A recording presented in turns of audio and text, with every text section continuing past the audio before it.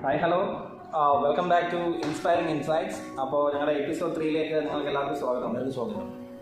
അപ്പോൾ ഇന്ന് നമ്മൾ കഴിഞ്ഞ എപ്പിസോഡിൽ പറഞ്ഞു വെച്ച പോലെ തന്നെ ഇന്ന് നമ്മൾ സംസാരിക്കാൻ വേണ്ടി പോകുന്നത് എന്തിനെക്കുറിച്ചാണ്?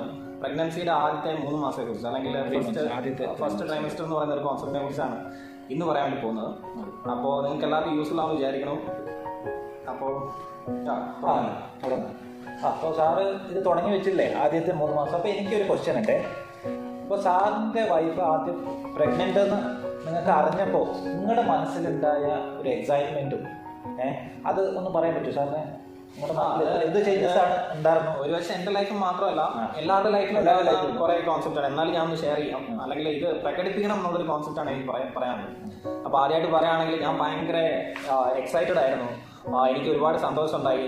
ചുരുക്കി പറയുകയാണെങ്കിൽ കുറച്ചൊരു എന്താ പറയുക, ഒരു ഇതിൽ പറയുകയാണെങ്കിൽ നമുക്കൊരു ഫ്ലോട്ടിങ് എക്സ്പീരിയൻസ് ആണ്. നമുക്കൊരു ഒന്നുമല്ലാത്തൊരു ഫീലിംഗിലേക്ക് നമ്മൾ പോകുന്ന ഒരു എക്സൈറ്റ്മെൻറ്റ് നമുക്കുണ്ടാവും. ഇതുവരെ ഫീൽ ചെയ്യാത്ത എന്തോ ഒരു ഇമോഷൻ, അത് പറഞ്ഞറിയിക്കാൻ പറ്റാത്തൊരു ഇമോഷനാണ്. അത് നമ്മൾ അങ്ങനെ തന്നെ നമ്മുടെ മുഖത്ത് എക്സ്പ്രസ് ചെയ്യുക, അല്ലെങ്കിൽ ഭാര്യയോട് പ്രകടിപ്പിക്കുകയും ചെയ്യുമ്പോൾ അവരുടെ മുഖത്ത് നമുക്ക് കാണാൻ പറ്റുന്ന ഒരു സന്തോഷമുണ്ട്. ഒരു ഹസ്ബൻഡിനോട് പറയാം ഞാൻ പ്രഗ്നൻ്റ് ആണെന്ന് പറയുമ്പോൾ, അല്ലെങ്കിൽ ആ ഹസ്ബൻഡ് ആ സന്തോഷം പ്രകടിപ്പിക്കുമ്പോൾ അവർക്ക് രണ്ടുപേർക്ക് കിട്ടുന്ന ഒരു ഹാപ്പിനെസ്, അത് അങ്ങനെ തന്നെ അത്രയും എക്സ്ട്രീം ആയിട്ട് തന്നെ നമ്മളത് എക്സ്പെക്ട് ചെയ്യണം. അത് കാണിച്ചു കൊടുക്കുമ്പോൾ ആ ഒരു മൊമെന്റ് ലൈഫിൽ ഒരിക്കലും നമുക്ക് പുറകെ ചെയ്യില്ല. ഇന്നും ലൈഫിൽ എപ്പോഴും ഓർത്തിരിക്കുന്ന ഒരു മൊമെന്റ്. അത് എത്ര കാലമായാലും നമ്മൾ മറക്കൂല ആ സമയം. അത് എല്ലാവർക്കും അത് മെമ്മറീസ് ആണ്. അത് അങ്ങനെ അല്ലാത്ത ആൾക്കാരുണ്ടെങ്കിൽ, അല്ലെങ്കിൽ ആ പോകുന്ന ആൾക്കാർ തീർച്ചയായിട്ടും അങ്ങനെ ചെയ്യും. അതെ. പിന്നെ അപ്പൊ ഇങ്ങനെയൊക്കെ പോകുന്ന കാര്യത്തിൽ ലൈഫ് പ്രഗ്നന്റ് ആകുന്ന ഒരു 3 മാസം വളരെ ഇമ്പോർട്ടൻ്റ് ആണെന്ന് പറഞ്ഞു. ആ സമയത്തുള്ള കുട്ടികളുടെ ഡെവലപ്മെന്റ് കുറേ ഇമ്പോർട്ടൻ്റ് ആണ്. അപ്പോൾ ആ ഒരു 3 മാസത്തിൽ നമ്മൾ ചെയ്യേണ്ട കാര്യങ്ങൾ, അല്ലെങ്കിൽ ഭാര്യയും ഭർത്താവ് അനുഭവിക്കുന്ന ചാലഞ്ചസും, അല്ലെങ്കിൽ അങ്ങനെ ഓവർകം ചെയ്യാൻ പറ്റുന്ന സാറിന് ഡീറ്റെയിൽ ആയിട്ട് പറയാം. ഞാനിപ്പോൾ പറയാൻ പോകുന്ന ആ സമയത്ത് എന്താണ് മെയിൻ ചാലഞ്ചസ് ഈ വൈഫ് അവരനുഭവിക്കുന്നത്, അതിൽ ഈ ചൈൽഡിൻ്റെ ഡെവലപ്മെൻറ്റ് എങ്ങനെ അത് ബാധിക്കുന്നത്. അപ്പോൾ മെയിനായിട്ട് ആദ്യം വരുന്നത് ഹാർമോണൽ ചേഞ്ചസ് ആണ്. ഹാർമോണൽ ചേഞ്ചസ് വന്നിട്ട് ആദ്യത്തെ ഒരു ഘട്ടമാണ്. അതിലിപ്പോൾ വന്നിട്ട് അവർക്ക് മൂഡ് സ്വിംഗ് ആവാം. പിന്നെ എന്താ പറയുക, മൂഡ് സ്വിങ്ങും ഫാറ്റീഗ്, നൗസിയ, ഇങ്ങനത്തെ മെയിൻ ഏരിയ വന്നിട്ട് നമ്മുടെ ഏത് ഹാർമോൺസിൻ്റെ പേര് പറഞ്ഞാൽ ഞങ്ങൾ യെസ് ഓക്സിറ്റോസിൻ, നമ്മുടെ ഒരു സ്ട്രോങ് ബോണ്ടിങ് അതെ ക്രിയേറ്റ് ചെയ്യാൻ ആ ഹാർമോണിൻ്റെ പ്രശ്നങ്ങൾ വരാനുണ്ട്. പിന്നെ അതുമല്ലാണ്ട് ഇതിൽ മെയിനായിട്ട് ഓവർകം ചെയ്യേണ്ടത് ഹസ്ബൻഡാണ്. അത് എങ്ങനെയാണ് ഓവർകം ചെയ്യണമെന്ന് പറഞ്ഞാൽ, അയാളൊരു എന്താ പറയുക സൈലൻറ്റ് പില്ലറാണ് ഒരു ഫാമിലിയുടെ. ഇപ്പോൾ ഏതേ കാര്യത്തിൽ അവൻ നിൽക്കുമ്പോൾ സൈലൻറ്റ് പില്ലറായിട്ട് കാര്യങ്ങൾ അവൻ ഏറ്റെടുക്കണം. പിന്നെ അതല്ലാണ്ട് നല്ല ഒരു മൂഡിൻ്റെ സമയത്ത് വൈഫിൻ്റെ കൈ ഒന്ന് ഹോൾഡ് ചെയ്യുക, ഒരു സെക്യൂർ ഫീൽ ചെയ്ത് കൊടുക്കണം. അത് സെക്യൂർ, അതെ അതെ അഷുറൻസ്, ഞങ്ങൾ സേഫ്റ്റി, അവർക്ക് ഒരു കെയർനെസ് വേണം. അത് ഭയങ്കര ഇമ്പോർട്ടൻ്റ് ആണ്. പിന്നെ ഇമോഷണലായിട്ട് അണ്ടർസ്റ്റാൻഡിങ് വേണം. ദാറ്റ്സ് വെരി വെരി ഇമ്പോർട്ടൻറ്റ് അല്ലേ. ഇമോഷണലായിട്ട് അവരുടെ ഇഷ്ടങ്ങളിലെ ഞങ്ങൾ ഉൾക്കൊണ്ട് അവർക്ക് ടേസ്റ്റ് ബഡ്സ് ഇമ്പോർട്ടൻ്റ് അല്ല, എല്ലാവർക്കും അറിയാം. ടേസ്റ്റ് ബഡ്സ് ചേഞ്ച് ആവും, കറക്റ്റ്. അപ്പോൾ അവർക്ക് ഏത് ഭക്ഷണമാണ് താല്പര്യം. പിന്നെ സ്മെൽ, അതിപ്പോൾ മാക്സിമം എല്ലാവർക്കും അറിയാം സ്മെല്ല്. ഇപ്പോൾ ഞങ്ങൾക്ക് ഫിഷ് കറി പിടിക്കും, അവർക്ക് വന്നിട്ട് ചിക്കൻ കഴിക്കാൻ തോന്നും. അപ്പോൾ ആ സമയത്ത് ഞങ്ങൾ അവരുടെ ഇഷ്ടത്തിന് നമ്മൾ വിട്ടുകൊടുക്കും. അതെ, പ്രയോറിറ്റീസ് മാറുന്നു, അല്ലെങ്കിൽ സാക്രിഫൈസുകൾ കൂടുന്നു, നമ്മൾ ഒരുപാട് വിട്ടുവീഴ്ചകൾ കൂടുതലായിട്ട് ചെയ്യണം ശരിക്കും. പിന്നെ അതെ, പിന്നെ അവർക്ക് ആ വീട്, ഹൗസ് എന്ന് പറയുന്നത് എന്താ പറയുക safest place in the earth, ഭയങ്കര ഇമ്പോർട്ടൻ്റ് ആണ്. ആ കുട്ടിയുടെ എന്താ പറയുക ആ എൻവയോൺമെൻറ്റ് ഉണ്ടല്ലോ, വളർന്ന എൻവയോൺമെൻറ്റ്, അത് വെരി വെരി ഇമ്പോർട്ടൻ്റ് ആണ്.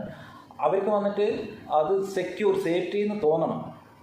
അതാണ് ഞാൻ പറഞ്ഞു വന്ന പോയിന്റ്സ്. അപ്പോൾ നമ്മുടെ വീട് അത്രയ്ക്കും കംഫർട്ടബിൾ ആണെങ്കിൽ അവർ കംഫർട്ടബിൾ ആകുമ്പോൾ അവർ ഹാപ്പി ആകുമ്പോൾ കുട്ടി വളർന്നു വരുന്ന കുട്ടിയുടെ ന്യൂറോൺസിൻ്റെ ഡെവലപ്മെന്റ് ആണെങ്കിലും, അല്ലെങ്കിൽ ബ്രെയിൻ ഡെവലപ്മെന്റിലൊക്കെ അവർക്ക് ഈ ബോണ്ട് എന്നുള്ള കോൺസെപ്റ്റ് വലിയ രീതിയിൽ, അല്ലെങ്കിൽ ബന്ധം എന്ന് പറയുന്ന അവർ ഒരു 3 മാസം കൊണ്ട് തന്നെ ജനറേറ്റ് ചെയ്യാൻ സാധിക്കും എന്നാണ് മനസ്സിലാക്കാൻ. അത് കുട്ടിയുടെ ഡെവലപ്മെൻറ്റിൽ മെയിൻ ഇമ്പോർട്ടൻ്റ് കാര്യമാണ് ആ സറൗണ്ടിങ്സ്, ആ കുട്ടി വരുന്ന സറൗണ്ടിങ്സ്. മെയിൻലി നമ്മൾ പറയുന്ന ജീനും സറൗണ്ടിങ്സും എല്ലാം ചേർന്നിട്ടാണ് ഒരു കുട്ടിയുടെ ആക്ച്വൽ ഡെവലപ്മെൻറ്റ്. അപ്പോൾ അങ്ങനെയാണെങ്കിൽ ഞാനൊരു ചോദ്യം ചോദിക്കാം. അല്ലെങ്കിൽ എല്ലാ പ്രാവശ്യം നമ്മളൊക്കെ മനുഷ്യന്മാരാണ്, അപ്പോൾ എല്ലാ പ്രാവശ്യം എന്തെങ്കിലുമൊക്കെ ഇത്രയൊക്കെ നമ്മൾ ഫിലോസഫി പറയുമെങ്കിലും ഇടയ്ക്ക് എന്തെങ്കിലും ഒരു പ്രശ്നം ഉണ്ടാകുമ്പോൾ, അല്ലെങ്കിൽ ഭാര്യ ഭർത്താവിനോട് ചോദിക്കുന്ന ഒരു ക്വസ്റ്റൻ ആയിരിക്കും, ഐ എം പ്രഗ്നന്റ്.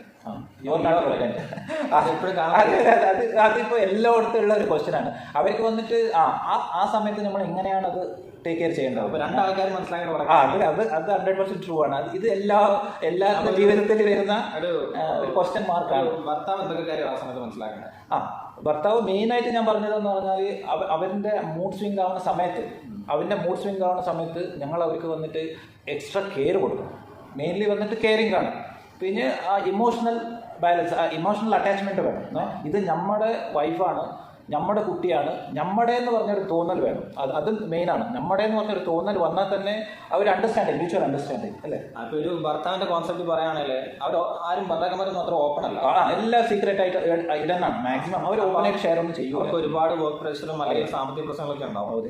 അപ്പോൾ എന്താണെന്ന് വെച്ചാൽ ഭാര്യമാർ മനസ്സിലാക്കേണ്ട ഒരു കാര്യം എന്ന് വെച്ചാൽ ഭാര്യമാരാണ് ബേബിനെ ക്യാരി ചെയ്യുന്നത്. അതിന്റെ എല്ലാ ചാലഞ്ചസും അവരാണ്. പക്ഷേ ഈ ഭാര്യ ബേബിനെ ക്യാരി ചെയ്യുന്ന ഈ ഭാര്യനെ ഈ 9 മാസത്തെ യാത്രയിലോട്ടും അവരെ കൊണ്ടു നടക്കുന്ന അല്ലെങ്കിൽ കൈകളെ കൊണ്ടു നടക്കുന്ന ഭർത്താക്കന്മാരുണ്ട്. അവര് ചില സമയത്തൊക്കെ ഇമോഷണലായിട്ട് കുറച്ച് എന്തെങ്കിലും പറയുമെങ്കിലും അവരുടെ ആ ഒരു അവസ്ഥ കൂടെ നിങ്ങളും തിരിച്ച് മനസ്സിലാക്കണം. അപ്പൊ ഞാൻ ഒരു ജെൻഡർ ഡിഫറൻസിലൊന്നും പറയുന്നില്ല. അല്ലല്ല, അത് രണ്ട് ഭാഗത്തുനിന്ന് നമ്മൾ ഈക്വലായിട്ട് എന്താ പറയുക, അവരുടെ ഞങ്ങൾ എപ്പോഴും കാര്യങ്ങൾ ചിന്തിക്കുമ്പോൾ ആ വൈഫിന്റെ ആ പ്രസൻസ് ആ സൈഡിൽ നിന്ന് നമ്മൾ ചിന്തിക്കണം. അവർ വന്നിട്ട് ആ സമയത്ത് ഹോർമോണൽ ചേഞ്ചസ് ഉണ്ടാവും, മൂഡ് സ്വിംഗ് ആവുക, പിന്നെ പല കാര്യങ്ങൾ നോസിയ ഉണ്ടാവും, ഇങ്ങനത്തെ കാര്യങ്ങളൊക്കെ ഉണ്ടാവും. ആ സമയത്ത് ഞങ്ങൾ അവർക്ക് എക്സ്ട്രാ കെയർ കൊടുത്ത് അവർക്ക് സപ്പോർട്ട് ചെയ്യണം. മോറലി നമ്മൾ അവർക്ക് സപ്പോർട്ട് ചെയ്യണം. എപ്പോഴും നിന്റെ കൂടെ ഞാൻ ഉണ്ട്. അങ്ങനെയാണെങ്കിൽ ഇങ്ങനെയൊക്കെ ചെയ്ത് കഴിയുമ്പോൾ ഒരു കുട്ടിയുടെ ബ്രെയിൻ ഡെവലപ്മെന്റ്, നമ്മുടെ വിഷയം തന്നെ ചൈൽഡ് ഡെവലപ്മെന്റ്. അതെ, ചൈൽഡ് ഡെവലപ്മെന്റ്. അപ്പൊ നമ്മൾ ആ കുട്ടിയുടെ ഡെവലപ്മെന്റിൽ എന്തൊക്കെ ഇമ്പാക്ട് ഉണ്ടാകും അതൊന്ന് ചുരുക്കി പറയാൻ എന്തൊക്കെ ഉണ്ടാവുമായിരിക്കും? ഒന്നൊരു സ്ട്രോങ് ബോണ്ട് അല്ലെ, ബോണ്ടേജ് ക്രിയേറ്റ് ചെയ്യും. ലവ് അല്ലെങ്കിൽ ആ ഒരു ഇമോഷൻ കുട്ടി മനസ്സിലായിട്ടോ? ശരിക്കും അത് ഉറപ്പല്ലേ. ഒരു കുട്ടിയുടെ ജനനം എന്ന് പറയുന്നത്, അപ്പോൾ അച്ഛനമ്മ പാരൻസ് നിങ്ങൾ എങ്ങനെയാണ് ആ ആദ്യത്തെ 3 months ബിഫോർ പ്രഗ്നന്റ് അല്ലേ, ഈവൻ കുട്ടിയുടെ പേഴ്സണാലിറ്റി സ്വഭാവത്തിൽ ഇൻഫ്ലുവൻസ് ഉണ്ടാവും. കറക്റ്റ്. നമ്മളിപ്പോൾ കൂടുതൽ റിസർച്ച് ചെയ്ത് നോക്കുമ്പോൾ മാക്സിമം അത് പറയുന്നത് എന്താണെന്ന് പറഞ്ഞാൽ, കുട്ടി വളർന്ന എന്താ പറഞ്ഞാൽ ആദ്യത്തെ അജനനം ആ സമയത്ത് ഞങ്ങൾ എന്തൊക്കെ കെയർ ചെയ്യും, നമ്മൾ എന്തൊക്കെ നമുക്ക് മാക്സിമം കൊടുക്കാൻ പറ്റും, അതെല്ലാം കുട്ടിയുടെ ആഫ്റ്റർ ബർത്ത് നമുക്ക് കാണാൻ പറ്റും. അപ്പോൾ അങ്ങനെയാണ്. അപ്പോൾ ഇതൊക്കെയാണ് ഇന്നത്തെ തോട്ട്സ്. അപ്പോൾ അതിനകത്ത് നമുക്ക് ഇങ്ങനെ ഒരു പോസിറ്റീവ് ആയിട്ടുള്ള ഒരു അറ്റ്മോസ്ഫിയർ ക്രിയേറ്റ് ചെയ്യാൻ വേണ്ടി നമുക്ക് എന്തൊക്കെ ചെയ്യാൻ വേണ്ടി പറ്റും? കുറച്ച് കാര്യങ്ങൾ നമുക്ക് ചെയ്യാൻ വേണ്ടി പറ്റുമല്ലോ. അല്ലെങ്കിൽ നമ്മൾ ഹസ്ബൻഡും വൈഫ് എന്ന രീതിയിൽ കുറച്ച് കാര്യങ്ങൾ ചെയ്യാൻ പറ്റും. നല്ല ജെന്റിൽ ടോക്സ്, നല്ല രീതിയിലുള്ള പോസിറ്റീവുള്ള ഒരു ടോക്ക്. പിന്നെ എന്താണെന്ന് വെച്ചിട്ടുണ്ടെങ്കിൽ ഞാൻ പറയുകയാണെങ്കിൽ ഈ ഫിനാൻസ് കാര്യമൊക്കെ വന്നിട്ട് ആ സമയത്ത് ഷെയർ ചെയ്യരുത്. അത് ആ കോൺസെപ്റ്റ് അവിടെ വന്നാൽ ഭയങ്കരമായിട്ടുള്ള ഒരു ബുദ്ധിമുട്ട്. എനിക്ക് ഇത്ര ഡെപ്റ്റ് ഉണ്ട്, എനിക്ക് അങ്ങനെയാണ്. അപ്പോൾ അവർക്ക് മെന്റലി വന്നിട്ട് അപ്പോൾ അവർ വിചാരിക്കുന്ന നമ്മുടെ ബേബി പോലും ഹസ്ബൻഡ് ഒരു ബേർഡൻ ആണോ അല്ലെങ്കിൽ ബുദ്ധിമുട്ടാവുമോ എന്നുള്ളൊരു പോലും അവർ ചിന്തിച്ചു. അത് ഉറപ്പാണ്. എന്താണെന്ന് പറഞ്ഞാൽ എൻ്റെ പ്രാക്ടിക്കൽ നമ്മുടെ പ്രാക്ടിക്കൽ കാര്യത്തിൽ അവരുടെ ഫിനാൻസ് അവിടെ എത്തരുത്. അപ്പോൾ അവർക്ക് വന്നിട്ട് വല്ലാത്ത ഒരു മനസ്സിന് ബുദ്ധിമുട്ട് തോന്നും. അപ്പോൾ ഇടയ്ക്ക് പുറത്തു പോവുക, നടക്കാൻ പോവുക, നല്ല സംസാരങ്ങൾ, അല്ലെങ്കിൽ ബേബിയോടുള്ള സംസാരങ്ങൾ പോകുക. നമ്മൾ റീൽസിലൊക്കെ കാണുന്നത് പ്രാക്ടിക്കലായിട്ട് നമ്മൾ ചെയ്യണം. ചെയ്ത് കഴിഞ്ഞാൽ അതിൻ്റെ ഇൻഫ്ലുവൻസ് വേറെ ആണെന്നാണ് ഞങ്ങൾ സൂചിപ്പിക്കുന്നത്. അപ്പോൾ ഇതൊക്കെയാണ് ഇന്നത്തെ മെയിൻ കോട്സ്. അപ്പോൾ ഇത് പറഞ്ഞ് അവസാനിക്കുന്നതിന് മുമ്പ് നമുക്ക് നല്ലൊരു ആശയത്തിലൂടെ അവസാനിപ്പിക്കാം അല്ലേ? അപ്പോൾ അങ്ങനെ പറയുമെങ്കിൽ നമുക്ക് ഇങ്ങനെ പറയാം, എന്താ പറയുക, ഒരു കലാപരമായിട്ട് അല്ലെങ്കിൽ ഒരു പോയറ്റിക്കൊക്കെ ആയിട്ട് പറയുകയാണെങ്കിൽ നമുക്ക് പറയാം, അവളുടെ ഗർഭത്തിൽ ഒരു ഹൃദയം തുടിക്കുന്നു, അവൻ്റെ ഹൃദയത്തിൽ ഒരു വാഗ്ദാനം ജീവിക്കുന്നു. അങ്ങനെയാണെങ്കിൽ അവരുടെ ലോകത്ത് ഒരു കുടുംബം ആരംഭിക്കുന്നു. അതാണ് എനിക്ക് തരാനുള്ള മെസ്സേജ്. ഈ ഒരു മെസ്സേജ്, ഈ ഒരു കോൺസെപ്റ്റിൽ സ്റ്റിക്ക് ഓൺ ചെയ്യുകയാണെങ്കിൽ എന്താ പറയുക, ആ ഒരു പീരീഡ് ശരിക്കും എൻജോയ് ചെയ്യാൻ വേണ്ടി പറ്റും. ഉറപ്പായിട്ടും. ഇപ്പം നിങ്ങൾ അടുത്തുണ്ടാവണം അല്ലെങ്കിൽ ദൂരെ ആവണം എന്നുള്ളതൊക്കെ സെക്കൻഡറി ഫാക്ടേഴ്സ്. ഇതൊക്കെ നമുക്ക് ദൂരെ നിന്നിട്ട് നമുക്ക് ചെയ്യാൻ പറ്റുന്ന കുറേ ഫാക്ടേഴ്സ് ഒക്കെ ഉണ്ട്. അപ്പോൾ ഇതൊക്കെയാണ് ഇന്നത്തെ ഞങ്ങളുടെ തോട്ട്സ് ഒക്കെ. അപ്പോൾ എപ്പിസോഡ് 3 ആണ്. പിന്നീട് ഒരു കാര്യം, ഞങ്ങൾ യൂട്യൂബിലേക്കും കൂടെ ഞങ്ങൾ ജസ്റ്റ് സ്റ്റെപ്പ് ചെയ്തിട്ടുണ്ട്. അപ്പം ഞങ്ങളുടെ ചാനലൊന്ന് ഫോളോ ചെയ്യണം, അതൊന്ന് സബ്സ്ക്രൈബ് ചെയ്യണം. കറക്റ്റ്. നമുക്കൊന്ന് ബാക്കപ്പ് ചെയ്യണം. അതൊരു ഇതാണല്ലോ, നമുക്ക് റീച്ച് ചെയ്യുമ്പോഴാണ് നമുക്ക് കൂടുതൽ വീഡിയോസ് ചെയ്യാനുള്ള ഒരു മോട്ടിവേഷൻ കിട്ടുക. അതെ. പിന്നെ ബെൽ ബട്ടൺ എനേബിൾ ചെയ്ത നോട്ടിഫിക്കേഷൻ ഞങ്ങളെടുത്ത വീഡിയോസും നമുക്ക്. അപ്പോൾ അതുപോലെ അപ്പോൾ അടുത്ത എപ്പിസോഡ് 4 നമ്മൾ ഇതിനെക്കുറിച്ച് സംസാരിക്കാൻ പോകാം. അടുത്തത് ആഫ്റ്റർ 3 months റിമൈനിങ് 6 monthsലൊക്കെ എന്തൊക്കെയാണ് കെയർ ചെയ്യേണ്ടത് ഹസ്ബൻഡിൻ്റെ സൈഡിൽ നിന്നും ഫാമിലി സൈഡിൽ നിന്ന്, അവരെങ്ങനെയാണ് ഇപ്പോൾ വൈഫിനെ അവർ എങ്ങനെയാണ് കെയർ ചെയ്യേണ്ടതെന്ന് പറഞ്ഞിട്ടുള്ള കാര്യങ്ങൾ ഡീറ്റെയിൽ ആയിട്ട് നമ്മൾ പറയാൻ പോകണം. അപ്പോൾ അടുത്ത എപ്പിസോഡിൽ കാണാം. ബൈ.